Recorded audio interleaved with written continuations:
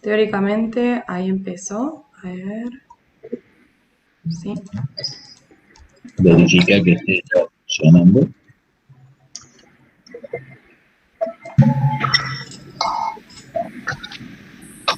Sí, estamos. Bueno, entonces a dar comienzo. Buenas tardes a todos, muy bienvenidos a este espacio virtual en el cual tenemos el gusto de estar apreciando la presentación del proyecto integrador de Luciano Artigaga y Sol Castro, pertenecientes a la carrera de Ingeniería Biomédica. El tema de este proyecto es el diseño de dispositivos intraturbáricos para anticoncepción adolescente dirigido a mujeres multíparas. Vamos a darle entonces la palabra a Luciano y Sol para que comiencen con la presentación y silenciamos nuestros micrófonos para evitar que haya ruido. Adelante, Luciano y Sol. Bueno, buenas tardes. Perdón, disculpe, ¿Sí? Miguel, voy a poner a grabar antes de arrancar. Dale. Bien, gracias. Perfecto. Bueno, adelante. ¿Listo? Sí, adelante. Buenísimo. Bueno, buenas tardes. Para el proyecto integrador de la carrera de Ingeniería Biomédica, con mi compañero Luciano, realizamos el diseño de un dispositivo intratubárico para anticoncepción permanente. El mismo fue dirigido por el ingeniero Carlos Goldani y acompañado por la doctora Noelia Escurra. El proyecto fue desglosado en 5 bloques de gran importancia, con el contenido desarrollado a lo largo del año. Hoy en día, el porcentaje de mujeres que no desean ser madres aumenta año a año. Esta decisión puede deberse a diversos factores como causas médicas, psicológicas, económicas o simplemente por voluntad propia. Cerca de 267 millones de mujeres en el mundo confían en métodos anticonceptivos permanentes para limitar la maternidad. Este mapa muestra que el uso de métodos anticonceptivos varía ampliamente entre los países. Específicamente en Argentina, según el último sondeo del Ministerio de Salud en 2013, 8 de cada 10 mujeres manifestaron utilizar métodos anticonceptivos. El uso de los mismos desciende cuando aumenta la edad y empiezan a optar por métodos permanentes. Con estos datos, llegamos a la conclusión que la ligadura de trompa es un gasto económico significativamente creciente para el sistema de salud y las obras sociales, ya que no solo requiere de un quirófano y anestesia, sino que también se necesitan de profesionales de la salud y cuidados postoperatorios para garantizar una buena asistencia médica. Bueno, la finalidad primordial del trabajo es desarrollar un dispositivo innovador de anticoncepción permanente que simplifique los métodos existentes, preservando siempre la integridad de la mujer. Para ello, diseñamos, planificamos, analizamos y materializamos el implante, considerando también el impacto generado en el mercado. La propuesta es desarrollar un par de dispositivos para anticoncepción que están ubicados en las trompas. Su acción principal que está prevista es la obturación de cada conducto de las trompas por un mecanismo mecánico sin utilizar otros mecanismos, sean farmacológicos, inmunológicos o metabólicos. Estos dispositivos están compuestos de silicona de grado médico y polietileno de alta densidad y ultra alto peso molecular. Están indicados para mujeres multíparas mayores de 30 años que deseen un método anticonceptivo permanente. Principalmente, el proyecto se enfoca en diseñar una alternativa a la ligadura de trompas y que esta alternativa no requiera quirófano ni anestesia general y que su colocación sea práctica. ¿Por qué multíparas? El término multíparas se refiere a la mujer que ha tenido más de un parto y se definió este rango por 2 razones. En primer lugar, desde un aspecto técnico, se busca que los dispositivos a diseñar tengan una medida estandarizada, debido a que las dimensiones de las trompas varían entre las mujeres nulíparas y las multíparas. Y en segundo lugar, desde un aspecto psicológico, se sugiere que inicialmente la implantación sea dirigida a mujeres que ya hayan experimentado la maternidad, ya que para una mujer es muy importante la decisión de adquirir un método anticonceptivo irreversible. Para definir esto se tuvo en cuenta la opinión de diferentes médicos profesionales y bueno, cabe destacar que este rango no es definitivo y puede variar luego de pruebas clínicas. Los requerimientos que se muestran sirvieron para tener un panorama de lo que se deseó del producto y se realizó previo al proceso de diseño. El dispositivo intraturárico debe ser de la siguiente manera. Según la durabilidad, debe estar diseñado para su uso permanente. Según la morfología, debe ser delgado y alargado para adecuarse a la forma tubular de las trompas y con extremos redondeados sin partes filosas que puedan dañar los tejidos. Según su tamaño, debe ser pequeño para evitar molestias y dolores. Para la composición debe ser diseñado con la menor cantidad de piezas posibles y ser biocompatible para evitar reacciones adversas. También debe estar compuesto de materiales sólidos con resistencia y flexibilidad suficiente para permitir los movimientos peristálticos de la zona. Debe contener al menos un material radiopaco para visualizar su ubicación. Según el método de colocación, debe asegurar la esterilidad de la mujer y ser colocado de manera ambulatoria en un consultorio externo. Bueno, para clasificar el dispositivo según el nivel de riesgo que representa en el paciente, se analizaron las normativas en el mercado global. Según estos reglamentos, el dispositivo posee características de dispositivo anticonceptivo, producto invasivo y producto de un solo uso. En la regulación de dispositivos médicos de Europa, o EU-MDR, según sus siglas en inglés, el dispositivo se clasifica como clase 3. En la Administración de Medicamentos y Alimentos en los Estados Unidos, o FDA, según sus siglas en inglés, el dispositivo se clasifica como clase 3 también.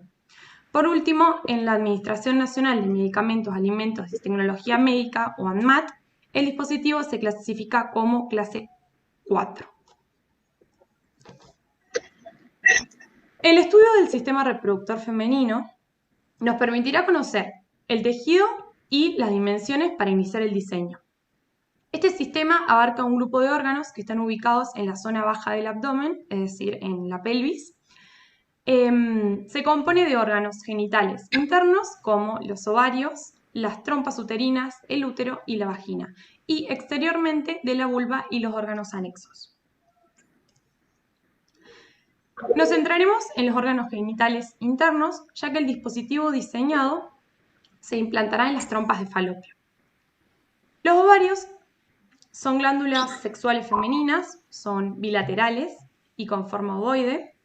En los ovarios se produce el ciclo menstrual, que dura 28 días aproximadamente, y en cada ciclo se libera un óvulo y el endometrio, que es la capa interior del útero, se prepara para la fecundación del mismo. Cabe destacar que para lograr todo esto existen variaciones hormonales en la mujer. Luego, las trompas de falopio son conductos musculares y bilaterales que se extienden desde el útero hasta el ovario. Son de forma cilíndrica y huecos y miden entre 10 a 12 centímetros de largo y se pueden distinguir 4 porciones. El infundíbulo, las ampollas, el istmo y la porción intramural, que es la que se conecta con el útero.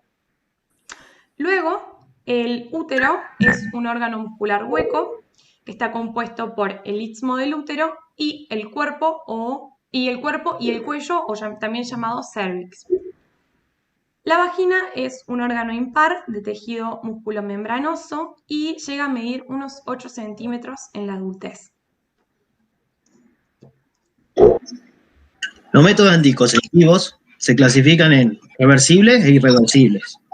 Los primeros son de uso temporal, mientras que los otros son de uso permanente. Ambos tienen como finalidad evitar la concepción no deseada. Algunos ejemplos de métodos reversibles son los de barrera, hormonales e intrauterinos.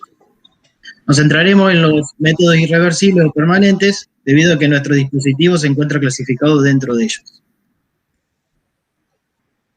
Existen dos métodos para la anticoncepción permanente, los quirúrgicos y no quirúrgicos. Para los quirúrgicos se encuentra la salpingectomía y la ligadura tubárica. La salpingectomía consiste en la extirpación de las trompas y se puede realizar mediante dos técnicas operatorias, la laparoscopía y la laparatomía. La ligadura tubárica es el método de esterilización femenina permanente más utilizado. En la Argentina es posible acceder a ella de manera gratuita. Existen varios procedimientos para realizarla, pero el más empleado a nivel mundial es con la técnica de la laparoscopía. Los métodos no quirúrgicos tienen como finalidad obstruir los orificios tubáricos desde el útero. Se pueden llevar a cabo mediante procedimientos eléctricos, químicos o mecánicos. Los eléctricos se realizan a través de una corriente monopolar o bipolar. Algunos químicos que producen la oclusión tubaria, como el clorhidrato de quinacrina o la espuma de polidetonol. Los procedimientos mecánicos, también llamados tapones inertes, son dispositivos insertos por vía histeroscópica que producen la obstrucción. Algunos de ellos son el Ovablock, el P-Block, el Shure, Adiana, entre otros. El método Adiana consiste en producir una pequeña quemadura en la zona intramural de la trompa con un generador de baja frecuencia a través del catéter introducido por el histeroscopio. Pasados 60 segundos, el catéter libera un implante de polímero de silicona que servirá para bloquear la trompa. Los riesgos asociados a Diana fueron la expulsión del útero del dispositivo por falta de agarre, la incorrecta ubicación del implante y causó síntomas tales como calambres, sangrado vaginal, dolor o náuseas. Este método tuvo una eficacia contraceptiva del 98.4%. Por otro lado, el método de Shure es un microinserto expandible de doble hélice elaborado con nitinol y acero inoxidable. Contiene fibras de dacrón en su interior, responsables de causar una reacción inflamatoria y generar posteriormente la obstrucción tubárica. Los riesgos asociados a Shure fueron la implantación incorrecta del dispositivo, las perforaciones de trompas o útero, expulsiones del mismo hacia la cavidad uterina o abdominal, y generar consecuencias post-implantación como infecciones, hemorragias y dolores. El Shure tuvo una efectividad contraceptiva del 99.87%. Ambos dispositivos presentaban fallas en el diseño, como por ejemplo falta de agarre en el tejido, puntas filosas que perforaban órganos, reacciones biológicas por el material, entre otros. Cada uno se dejó de comercializar por causas diferentes. El Shure abandonó el mercado por los daños provocados post-implantación y no por su nivel de eficacia anticonceptiva, mientras que Adiana sale del mismo por infracción de patentes y dificultades económicas. Para el análisis de patente, se utilizaron estos motores de búsqueda que podemos ver en la filmina y se investigó para cada uno de ellos la jurisdicción, que es el código del país donde se solicita, la clase de patente, que es el código de tipo de solicitud, hay diferentes clases para cada jurisdicción, el año de la patente, el estado legal, que presenta 3 estados, la solicitud, donde se confecciona el documento y se espera por la decisión del ente regulador. Las abandonadas son aquellas que no cumplieron los plazos para el envío o corrección de los datos, y las concedidas son aquellas que fueron aprobadas y se encuentran activas sus protecciones. La descripción, donde se define el contexto tecnológico y destaca entre la tecnología anterior y el aporte de la invención, y las reivindicaciones, que son las características técnicas novedosas de la invención. Los resultados que se obtuvieron fueron los siguientes. Se analizaron 2.049 patentes y se determinaron que 16 representan un riesgo para el desarrollo y futura comercialización de los dispositivos. Cuando finalizamos el análisis, concluimos que no existía una problemática para continuar con el proyecto, pero que le debíamos prestar principal atención a las protecciones vigentes para no cometer ninguna infracción.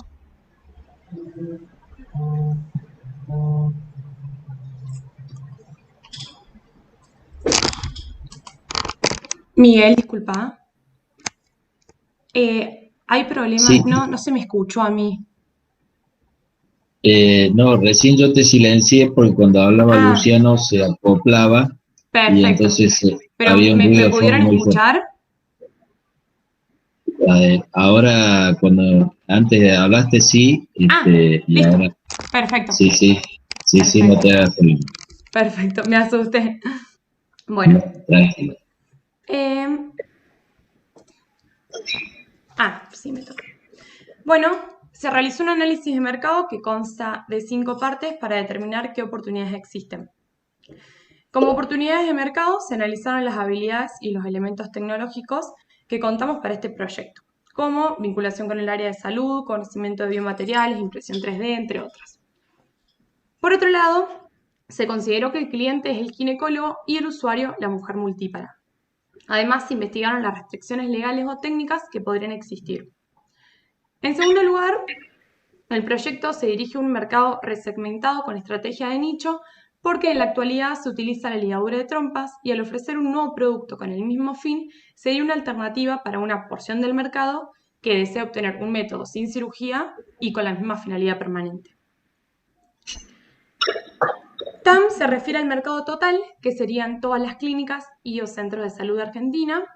SAM se refiere al mercado disponible, que serían las mujeres multíparas con más de 30 años que deseen anticoncepción permanente. Y TM se refiere al mercado objetivo, que serían los ginecólogos que recomiendan a sus pacientes un método anticonceptivo permanente sin cirugía. Luego hicimos porcentajes estimativos y se calculó que el dispositivo, si se comercializaría en Argentina, tendría una demanda de 63.000 par de unidades anuales. Y su valor rondaría entre el costo del DIU, que es 6.000 pesos argentinos aproximadamente, lo cual incluye honorarios, derechos quirúrgicos, y la ligadura de trompas, que su valor actual es aproximadamente 53.000 pesos, lo cual incluye el día de pensión, honorarios, derechos quirúrgicos, material descartable, entre otros. En la validación del cliente y el problema, se realizó un trabajo de campo de una encuesta de 20 médicos ginecólogos residentes en las diferentes provincias de Argentina. El objetivo fue obtener información acerca de los métodos anticonceptivos permanentes, las experiencias y opiniones al respecto. Por último, se validó la solución a través de un MVP, el cual fue un experimento que consiste en resumir el producto para ofrecerlo hipotéticamente al mercado y conocer la opinión de nuestros clientes, que en nuestro caso son los médicos ginecólogos. Se trabajó en una página web para mostrarlo y se denominó el proyecto con el nombre de Pignio Femina, que en latín significa seguridad femenina. La misma fue creada a través de la plataforma Wix, que utiliza el lenguaje de programación HTML5. Primero, presentamos un mensaje que aclara que esto es un proyecto y se hizo para una tesis. Y, bueno, en la primera parte podemos ver la explicación de qué es el dispositivo y cuáles son sus beneficios con respecto a otros métodos que también son irreversibles. Luego tenemos la información del dispositivo, cómo es, cómo se coloca, qué cuidados debo tener, y la opinión de diferentes médicos profesionales. También se puede encontrar información sobre los componentes y los materiales del dispositivo. Y por último, en la página se encuentra información sobre la forma de implantación con un video explicativo,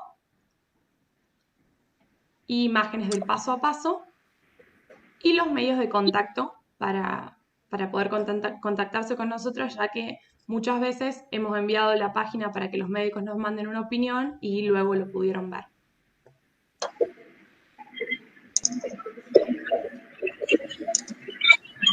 El modelo Canvas es una herramienta de gestión estratégica que permite conocer los aspectos claves de un negocio y cómo se relacionan entre sí. El mismo está compuesto por 9 categorías y para este proyecto se definieron los siguientes parámetros. Los asociados claves serían los proveedores de materiales, los fabricantes de tecnología, ADMAT, entre otros. Las actividades claves son la producción y capacitación principalmente. Los recursos claves son, por ejemplo, el equipo de vendedores técnicos y el equipo de investigación y desarrollo. Y la propuesta de valor es la descripción del producto que estamos ofreciendo al mercado. En el segmento de clientes definimos los ginecólogos y las mujeres multíparas. La relación con los clientes inicialmente es directa y luego es indirecta. Los canales es la forma en la que llegamos al usuario objetivo. La estructura de costos se consideró como gran importancia los materiales, la fabricación y distribución.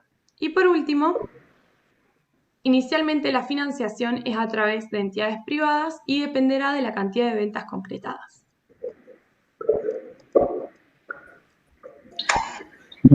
La gestión de riesgos se encuentra estandarizada por la norma ISO 14971.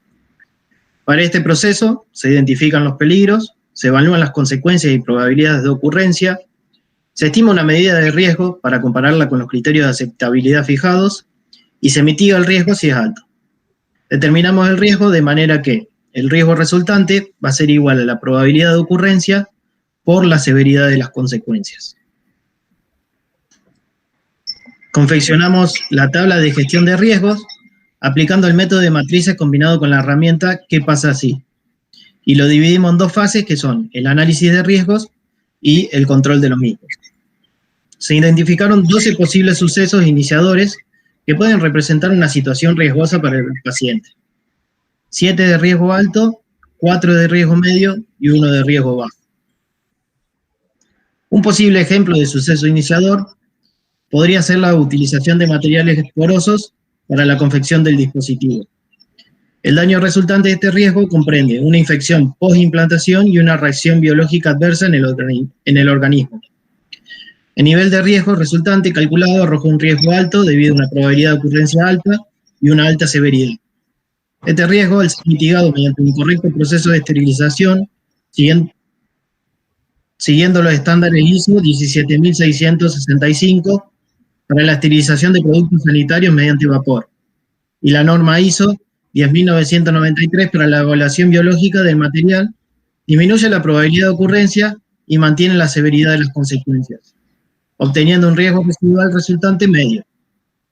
Todas las situaciones pueden ser mitigadas teniendo en cuenta las normativas o estándares aplicables al diseño, desarrollo e implantación del dispositivo, empleando materiales de excelente calidad y garantizando el cumplimiento de los ensayos correspondientes al producto trabajado.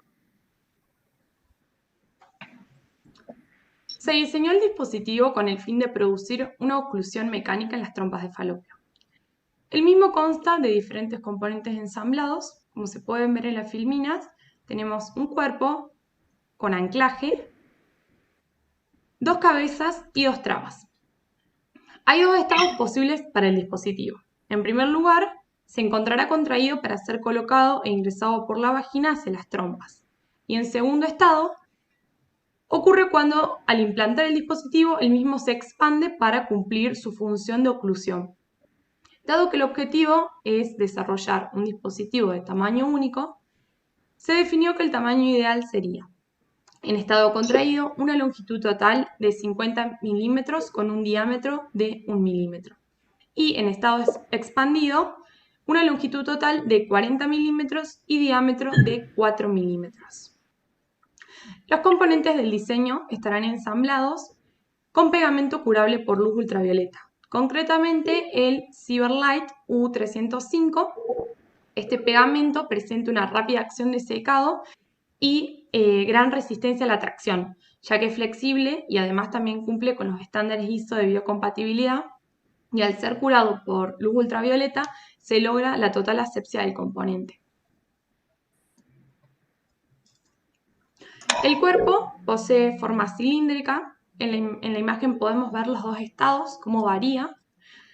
Su textura es similar a una esponja y el mismo va a cambiar de tamaño según el estado gracias a este material poroso que va a absorber y se va a expandir. Va a absorber los líquidos circundantes de la zona. El anclaje, ubicado a los extremos del cuerpo, tiene la función de dar soporte a las trabas y a las cabezas. El anclaje no va a cambiar de tamaño durante la expansión y compresión del cuerpo, ya que no va a variar su función.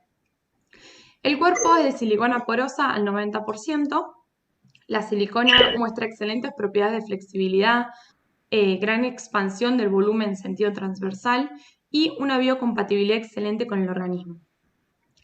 Para el anclaje se determinó que el material adecuado es el polietileno de alta densidad y ultra alto peso molecular, gracias a su extrema flexibilidad y dureza. Las cabezas tienen la función de facilitar la visualización del dispositivo post-colocación a través de rayos X.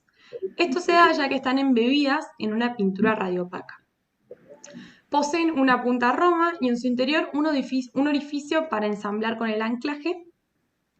Esta sección es igual en los dos estados, ya que no es necesario tampoco que las cabezas cambien su tamaño para que cambie su función o otra cosa. Entonces van a tener el mismo tamaño las cabezas y los anclajes. Para las mismas emplearemos silicona maciza de grado médico. Este material presenta, como ya se dijo, buenas propiedades de flexibilidad, biocompatibilidad, resistencia a la compresión. Y la pintura en la que están embebidas está compuesta por sales de bario, producida por la empresa Creative Materials, que la misma provee esta silicona que se adhiere perfectamente, provee esta pintura que también es de silicona y se adhiere perfectamente a la silicona maciza para poder visualizarla mediante rayos X. La fabricación de las cabezas, al ser de silicona, será a través de matrices de vulcanizado. Estas fueron diseñadas de aluminio y acero SAE 1010 sin tratamiento térmico. Las trabas permiten que el dispositivo quede fijo en su ubicación. Poseen 8 extremidades con el extremo distal romo. En su estado comprimido estarán inclinadas hacia abajo, descansando sobre la base del anclaje, y en su estado expandido adquirirá una forma de estrella. Son de polietileno de alta densidad y ultra alto peso molecular, debido a su baja reactividad química, excelentes propiedades de abrasión y bajo coeficiente de fricción. Son propiedades importantes porque las trabas van a estar en contacto con el tejido de las trompas de falopio. La fabricación de las trabas, al ser de polietileno, será a través de matrices de inyección. Estas fueron diseñadas de acero SAE 1010 también y de acero 4140, templadas y rectificadas. Para generar el diseño final se tomaron en cuenta los fracasos de otros métodos para perfeccionar el nuestro, evitando inputs en el diseño y barreras en el mercado, ya que tomamos de referencia otros métodos mecánicos que han existido. Como por ejemplo Esure, destacando sus principales errores que fueron los extremos filosos y la falta de agarre dentro de la zona. Por esta razón, en la versión final, todos los extremos están redondeados para sostenerse sin dañar el tejido y además se agregaron las trabas para asegurar que el dispositivo quede fijo en su lugar de implantación y no se mueva.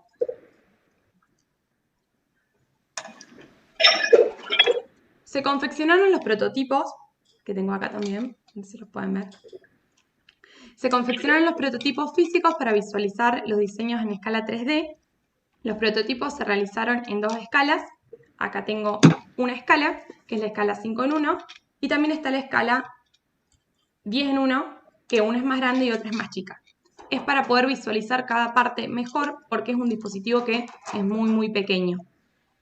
Se imprimió cada parte por separado y luego se ensambló, y luego la impresión se ensamblaron. Los prototipos se realizaron con una impresora 3D, Ender 3 y con filamento PLA. La histeroscopia es el método elegido para la implantación de estos dispositivos, ya que permite evaluar, diagnosticar y operar la zona endouterina de manera totalmente ambulatoria, en consultorio y sin anestesia general. La implantación de los dispositivos en las trompas de falopio se realizará de la siguiente manera. Primero, su médico colocará un instrumento llamado espéculo en la vagina para aumentar la apertura y ver el interior. Luego, ingresará el histeroscopio por la cavidad vaginal. En el paso 2 se coloca el dispositivo contraído dentro del tubo flexible, que es el que va a atravesar el histeroscopio para poder entrar por el cuello uterino hasta el útero y ser implantado en las trompas. Como paso 3, gracias a los materiales porosos del dispositivo, al momento de soltarlo, este se va a expandir y va a taponar la zona. Una vez que el dispositivo está colocado, se retira el tubo. Como último paso, se repite el procedimiento para colocar el dispositivo en la otra trompa de falopio y una vez colocados ambos dispositivos, se termina el proceso de implantación y se retira el histeroscopio. Existen varios métodos de esterilización para eliminar la carga microbiana que poseen los dispositivos antes de que estos entren en contacto con los tejidos del paciente. Considerando que son dispositivos de grado médico, de polietileno y de silicona porosa, se debe elegir aquel método que tenga máximo poder de destrucción sin dejar de ser compatible con las características del material. Se analizaron las opciones de óxido de etileno, que tiene como ventajas la aplicación en material termosensibles y la eficacia para la mayoría de los materiales de silicona, pero principalmente es altamente tóxico y podría dejar residuos en los poros de la silicona.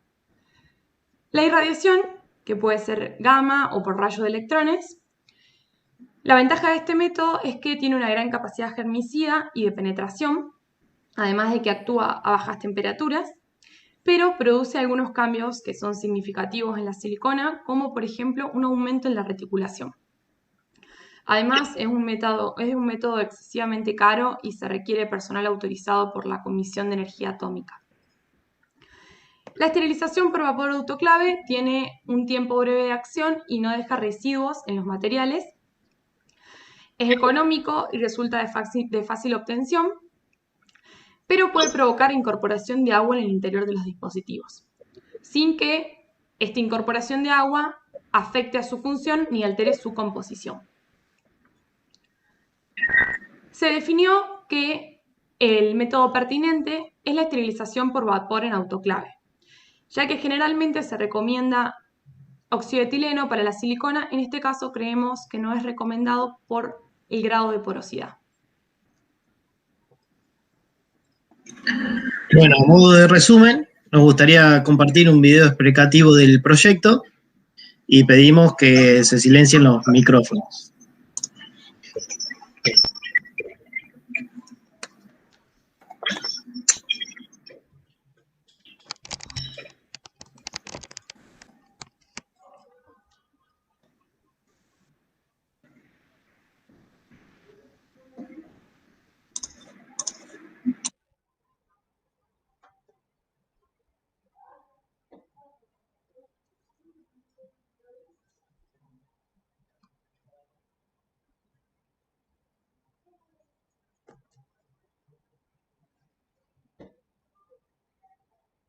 Acerca de Pycnus femina. Se trata de un dispositivo intratubárico de obturación permanente que tiene la función de taponar las trompas de falopio mecánicamente, formando una barrera natural que evita que los espermatozoides lleguen al óvulo y produzcan la fecundación. Consta de 3 partes fundamentales: cabeza, cuerpo y trabas. Repasemos sus características principales. Las cabezas se encuentran embebidas en un material radiopaco, el cual aporta una importante ventaja puesto que permite visibilizar la ubicación del dispositivo en una radiografía. El cuerpo, de silicona porosa, similar a una esponja, es el elemento que tapona la zona. Los topes o trabas, construidos de polietileno de alta densidad y ultra alto peso molecular, tienen como función evitar el desplazamiento del dispositivo. Otro de los puntos que lo destacan está dado en el hecho de que, si bien este dispositivo debe ser colocado por un profesional médico ginecólogo, su colocación se efectúa de forma ambulatoria, en un consultorio habitual y solamente con anestesia local. Solo es necesario un instrumento para su disposición: el histeroscopio, presente en todos los consultorios ginecológicos. El mismo ingresará por la vagina al útero y colocará cada dispositivo en cada primer tercio de las trompas de falopio. La implantación se realiza de la siguiente manera. Primero, su médico introducirá en la vagina un instrumento denominado espéculo. El espéculo ayuda al médico a aumentar la apertura y ver el interior. Luego, se coloca el dispositivo Pycnus femina contraído al final de un pequeño tubo flexible que atraviesa el histeroscopio y se lo introducirá a través del cuello uterino hacia el útero. Una cámara incorporada al histeroscopio envía imágenes de video a un monitor que le permite a su médico ver dentro del útero. Para expandir el útero se utiliza una solución salina. Esto ayuda a su médico a encontrar las aperturas de las trompas de falopio. Gracias a los materiales porosos del dispositivo, al momento de soltarlo, este se expande y tapona la zona. Una vez que el dispositivo está colocado, se retira el tubo. Se repite el procedimiento para colocar el dispositivo en la otra trompa de falopio. Por último, cabe consignar que una vez colocado, el mismo no podrá ser retirado.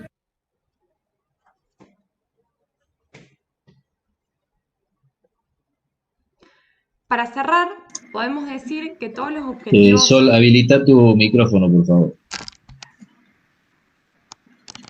Perdón. Para cerrar, podemos decir que todos los objetivos generales y específicos planteados al inicio del proyecto fueron alcanzados de manera muy exitosa. El análisis fisioanatómico nos permitió conocer con exactitud las dimensiones, diagramar el diseño y elegir los componentes adecuados, ya que esta zona es una zona muy delicada y responde a un respeto importante para su análisis. La revisión de las patentes activas o que se abandonaron nos permitió llegar a la conceptualización de un diseño diferente a otros dispositivos planteados anteriormente, que han sido patentados, y cabe destacar que se buscó solucionar las fallas encontradas en otros métodos mecánicos comercializados, como por ejemplo Essure y Adiana. El estudio de mercado nos permitió definir nuestro mercado objetivo y confirmar la viabilidad de la comercialización del producto. El diseño nos permitió lograr la conceptualización de un dispositivo innovador para la anticoncepción.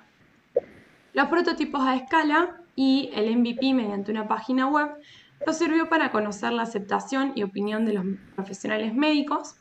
Cabe destacar que esta opinión resultó muy favorable, indicando que se debería continuar el estudio mediante implantación in vivo para asegurar la eficacia y seguridad del dispositivo.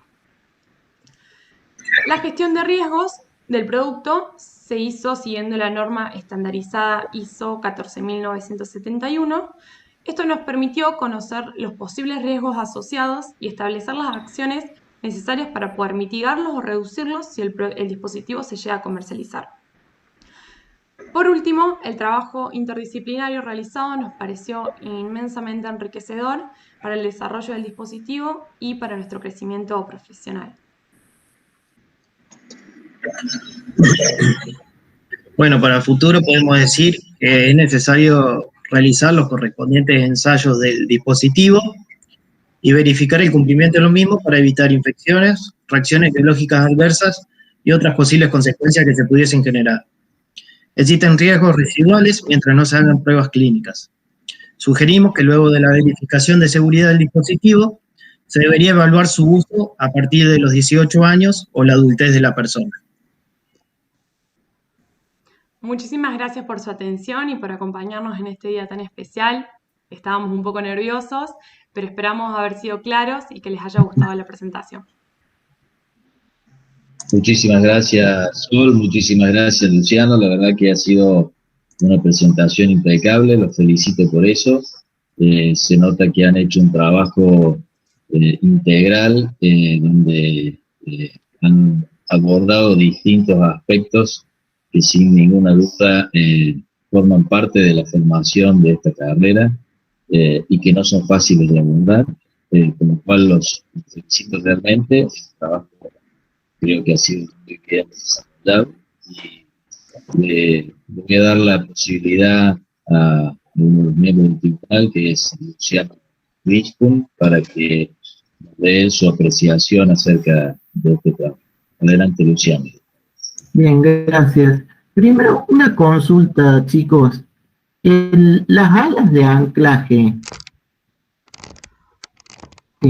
¿están abiertas todo el tiempo o cerradas y se abren cuando se coloca el dispositivo? Acá, para que lo visualicemos, El dispositivo en primera instancia está contraído y estas trabas de anclaje van también a estar contraídas porque son muy, muy flexibles. Entonces, esto va a estar en un tubo delgado que está dentro del histeroscopio y cuando se va soltando, que sería en este caso, las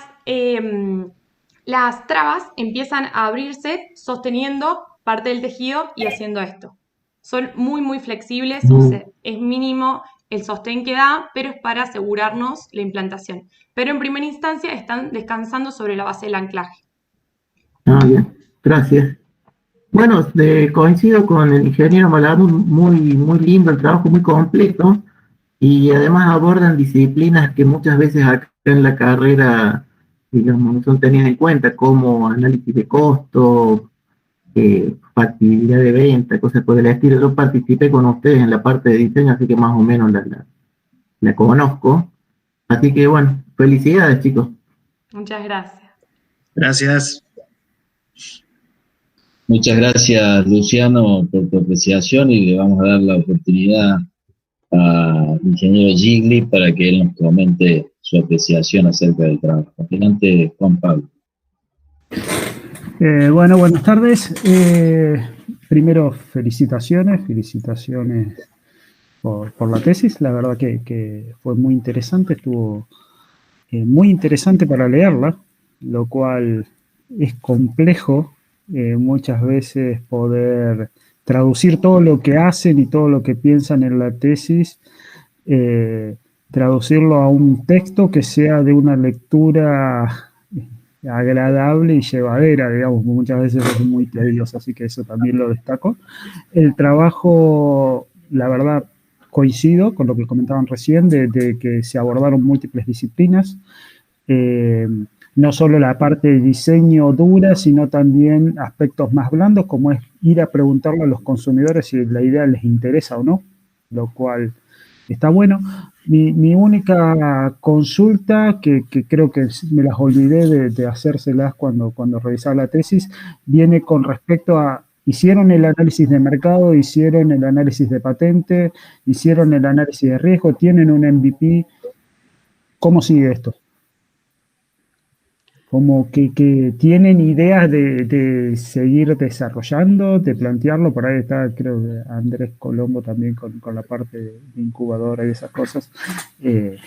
Por ahí estaría bueno ver si esto puede seguir o quizás se pueda registrar el diseño, no lo sé. Pero de nuevo, lo felicito por el trabajo, fue muy bueno. Lo felicito a Carlos también por la dirección de la tesis, porque la verdad está muy, muy buena, muy interesante. La verdad que fue muy, muy agradable leerla y bueno, discutir las distintas cosas que discutimos durante la revisión. Principalmente, yo es la primera vez que trabajo así tan cercanamente a un producto innovador y realmente me gustaría seguirlo. Carlos y Luciano saben que ha habido mucho trabajo acá y tiene muchas posibilidades futuras. Yo creo que lo que sigue es empezar a hacer los ensayos de los materiales, poder hacer una primera impresión del dispositivo con sus materiales definidos, que no lo pudimos hacer por estos motivos de pandemia, y luego empezar a diagramar la posibilidad de hacer pruebas clínicas e ir avanzando con toda la parte legal para no pisar ninguna patente ni tener errores en la comercialización en sí, porque al hacer un producto innovador sabemos que es importante de que primero que se necesite y tenemos en cuenta de que al ser un producto innovador, las personas que van a consumirlo con cierto miedo porque es innovador. Entonces, es necesario muchos ensayos para asegurar su eficacia, comprobar su seguridad y que no pase lo que ha pasado con otros dispositivos mecánicos que han estado en el mercado y han salido. Entonces yo creo que pasaríamos a empezar con los ensayos de los materiales, a implementar el diseño con los materiales, gestionar las pruebas clínicas y luego avanzar con la parte legal.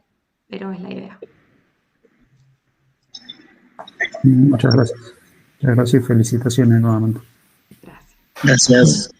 Muchas gracias, Juan Pablo, por tus apreciaciones, y antes de darle la palabra a Carlos Roldani, quiero pedirle a Luciano Vinto que me haga conocer su sugerencia de calificación y WhatsApp personal, y a Juan Pablo a través del grupo de WhatsApp. Adelante, Carlos, por favor.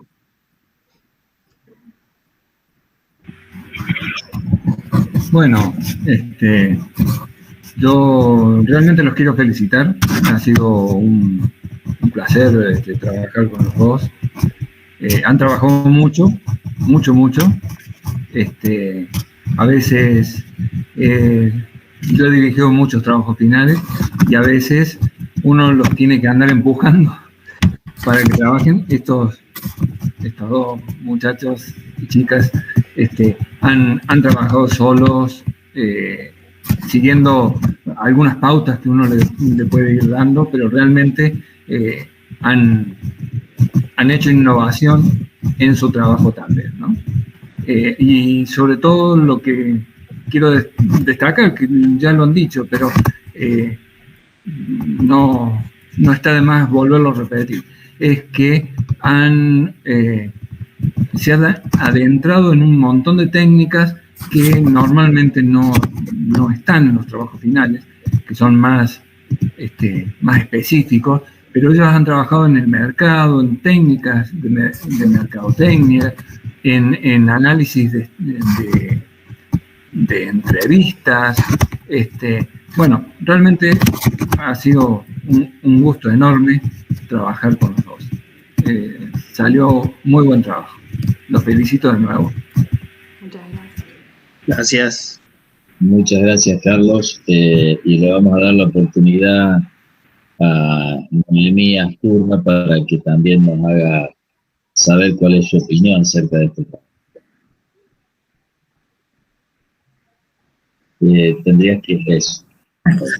Bueno, la verdad es que desde el lado de la salud, que es lo que yo puedo hablar, el trabajo estuvo muy bien realizado, se notó muchísima investigación y mucho interés por tratar de dar una solución a un problema que vemos a diario en el consultorio.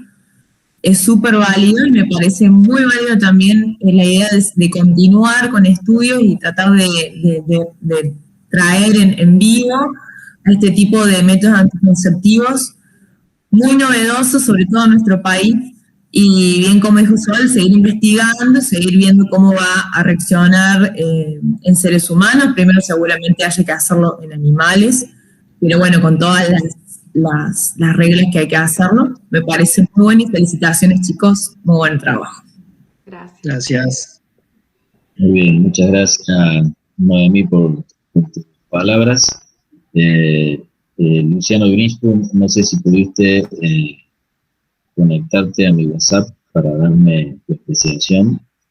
No me ha llegado ningún mensaje. Entonces, te llamo yo por privado, silenciamos los micrófonos un segundito y los dejamos un minuto en espera a Sol y Luciano. Creo que falta Andrés, ¿puede ser? Para hablar. ¿Cómo andan, chicos? Bueno, yo particularmente estoy ahora como junto con Miguel desde la Cátedra de Proyecto Integrador, pero bueno, también me pone contento escuchar que muchos conceptos y muchas cosas que elaboramos nosotros en la materia se vieron plasmados en el análisis integral del proyecto. Así que la verdad que es un trabajo que se abordó de varias aristas. Hay como este tipo de proyectos tiene una componente muy riesgosa, que es la inversión necesaria para hacer todas esas pruebas. Y la verdad es un paso inevitable. Nosotros hemos trabajado con algunos proyectos de este tipo y uno puede hacer una validación de mercado tal como la hicieron ustedes, pero hasta que no tengan el producto validado técnicamente o tecnológicamente en realidad, es difícil seguir con los pasos de gestión del proyecto en sí, más allá de lo técnico.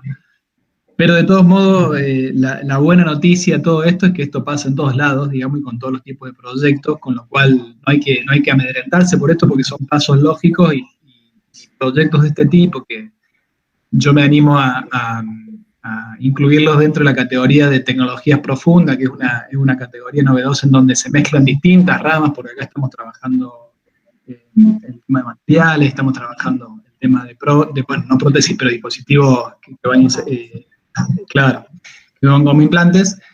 Ahí ese tipo de proyectos en todos lados, en todos los lugares, son proyectos largos. ¿Está bien? Con lo cual, al principio uno tiene estas ganas, pero no hay que desanimarse y que seguir insistiendo, si el espíritu de ustedes es que este proyecto sea transferible y se desarrolle, y bueno, a meterle con las validaciones y sobre todo tratar de vincularse con jugadores que le puedan aportar ese financiamiento y know-how para las pruebas que hacen falta desde el punto de vista técnico. Por supuesto. Bien, muchas gracias Andrés también por tus palabras, y antes de darles la calificación quiero comentar algo que recién decía Luciano, y que realmente es algo digno de remarcar, y es el hecho de que gran parte de todo este trabajo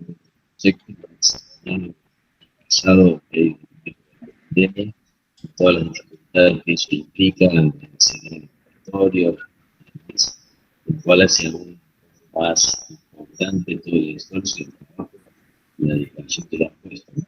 Así que eso es algo que es importante. Bueno, tengo que darles la muy buena noticia de que no se escucha bien. Creo que soy solo yo. Ahí se escucha mejor, ¿solo? Ahí está un poquito mejor. La última parte creo que nadie escuchó.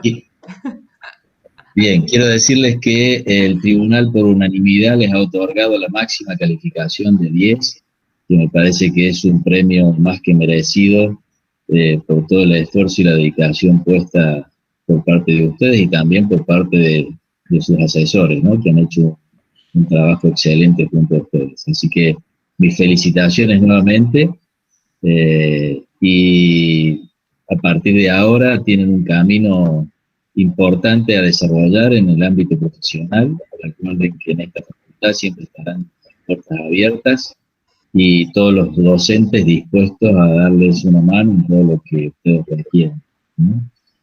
Y les comento también que el ingeniero Taborda ha hecho llegar sus saludos y les comenta que Luciano es el egresado 294 y Sol es la egresada 295.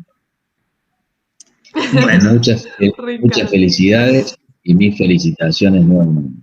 Gracias. Muchísimas gracias. Gracias a todos. Creo que para finalizar me gustaría agradecer a mi familia, que, bueno, que sin ellos no hubiese sido posible, y a Carlos, que estuvo incondicionalmente en el proyecto con nosotros y realmente sin él no hubiésemos llegado a todo lo que hicimos. Así que, bueno, y Miguel, que ya sabes, pues es y vas a ser una persona muy importante para mí, ya que no solo fuiste mi profesor y mi jefe, sino que has estado siempre para mí. Así que, bueno, muchas gracias a todos por escucharnos y qué bueno que les haya gustado la presentación. Un placer, la verdad que fue un placer escucharlos y tenerlos hoy aquí, así que ahora a celebrar porque lo merecen. Así será. Muchas gracias a todos por haber participado de este evento. Mi agradecimiento a todos los que han colaborado. Y te despido, los dejo en libertad. Felicitaciones. Hasta luego. Muchas gracias. Hasta luego.